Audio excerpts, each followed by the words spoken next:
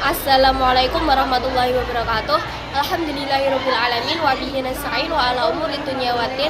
Wassalatu wassalamu ala asrofil anbiya'i wal mursalin sayyidina Muhammadin wa ala alihi wa sahbihi ajmain, amma ba'd.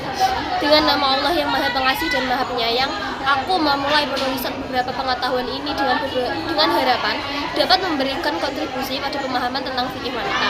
Memahami fikih wanita adalah upaya untuk menggali lebih dalam tentang hak dan kewajiban wanita dalam Islam. Fikih wanita adalah cabang penting dalam Islam yang berurusan dengan hukum dan peraturan yang mengatur kehidupan wanita. Fikih wanita mencakup berbagai topik yang berkaitan dengan wanita, seperti ibadah, menikah, perceraian, dan warisan, dan lain sebagainya. Fikih wanita adalah bidang studi yang penting bagi wanita muslim, karena memberikan panduan tentang bagaimana menjalani kehidupan mereka sesuai dengan prinsip-prinsip Islam. Contoh hukum fikih wanita adalah hukum mengenai haid dan menstruasi. Semua wanita pasti mengalami yang namanya haid dan menstruasi. Seluruhnya, tiada yang tidak mengalami haid dan menstruasi. Menstruasi adalah proses fisiologis yang dialami oleh sebagian besar wanita dan diatur dalam hukum Islam sebagai suatu hal yang wajib diketahui dan diperhatikan.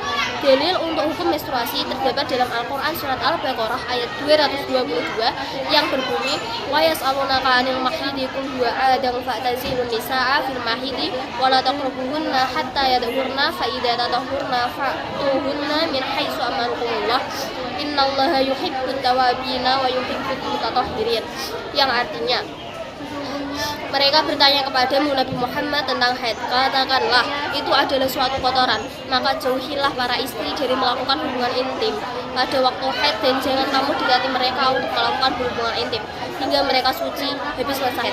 Apabila mereka benar-benar suci, campurilah mereka dengan ketentuan yang diperintahkan Allah kepadamu. Sesungguhnya Allah menyukai orang-orang yang bertobat dan menyukai orang-orang yang menyucikan diri.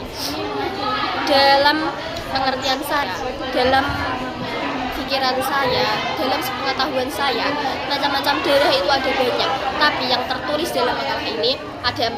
Yang pertama, darah haid. Darah haid adalah darah yang wanita pasti mengeluarkan darah haid. Dan yang kedua, darah istihadah adalah darah yang bukan haid dan darah yang bukan nifas.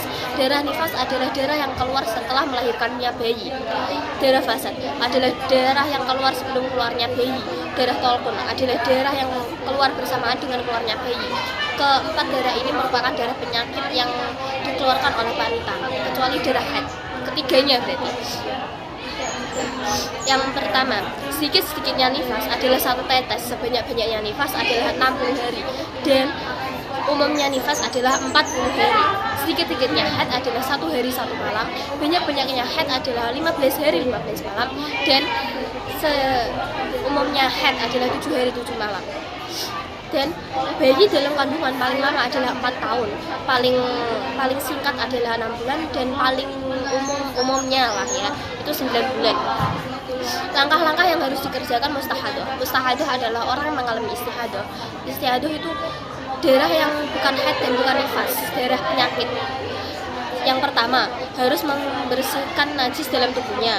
Yang kedua, wajib menutupi tempat keluarnya darah dengan kapas atau sejenisnya. Jika merasa sakit saat menutupinya, tidak ditutupi tidak apa-apa. 3. Setelah disucikan, segera cepat-cepat berwudu saat ada azan. Yang keempat, tidak menunda-nunda sholat setelah wudhu, kecuali jika ingin mengerjakan sholat sunnah atau menunggu azan berkumandang. Warna darah ada 5. Yang pertama, darah hitam, darah yang paling kuat. Yang kedua, darah warna merah. Yang ketiga, darah pink. Dan yang keempat, darah coklat. Kelima, darah kuning, warna yang paling lemah, yang disebut sebagai darah paling lemah. Perkara yang diharamkan orang baru junub atau haid secara bersamaan itu ada 2. Yang pertama, berdiam diri di masjid atau keluar masuk dalam satu pintu, begitu juga lewat satu pintu dan keluar lewat pintu lain. Membaca Al-Quran. Yang kedua, membaca Al-Quran, niat atau deres Al-Quran itu tidak boleh jika bertujuan untuk mempelajari Al-Quran, itu tidak apa-apa. Kalau disepakati para ulama, yaitu jima dan menyentuh dengan secara syahwat. Wanita yang baru haid dilihat itu yang diperbolehkan melihat tanpa syahwat, hukumnya halal. Menyentuh kulitnya, wanita yang haid ada yang mengatakan haram dan boleh, dan bila melihat wanita dengan syahwat itu berbeda pendapat. Menurut Imam Ahmad dan Imam Nawawi, yang boleh ditiru melihat wanita yang haid dan menyentuh itu boleh walaupun dengan syahwat. Demikianlah sedikit tentang memahami fikih wanita. Semoga ilmu ini dapat memberikan manfaat dan pengetahuan bagi pendengar. Mari kita terus belajar dan meningkatkan kesadaran tentang hak dan kewajiban wanita dalam Islam, serta berperan aktif dalam membangun masyarakat yang lebih baik. Wallahu a'lam. Jika ada kesalahan kata dalam pengucapan saya, mohon dimaafkan. Wassalamualaikum warahmatullahi wabarakatuh.